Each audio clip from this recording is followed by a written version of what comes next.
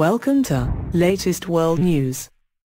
Suspect has been identified in the suicide bomb attack that killed 32 young activists in Turkey, the country's prime minister has said. Ahmet Davutoglu, who is due to visit the scene of the blast in Suruc near the Syrian border, said the suspect's international and domestic links were being investigated. He said there was a high probability the Islamic State group was to blame. The government has now vowed to increase security at the Syrian border. What's necessary will be done against whomever responsible for the attack, said Mr. Davutoglu. This is an attack that targeted Turkey. He rejected claims that the ruling Justice and Development Party, AKP, had not done enough to combat his militants, saying the government had never tolerated any terrorist group.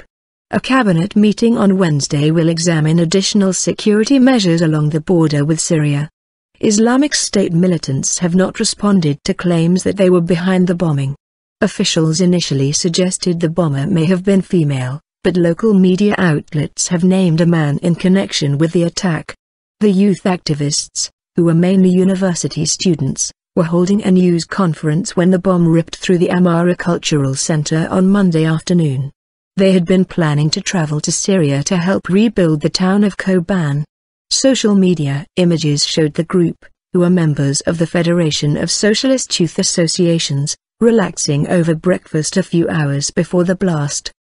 The funerals of some of the victims have already taken place, but many relatives are still awaiting news of their loved ones.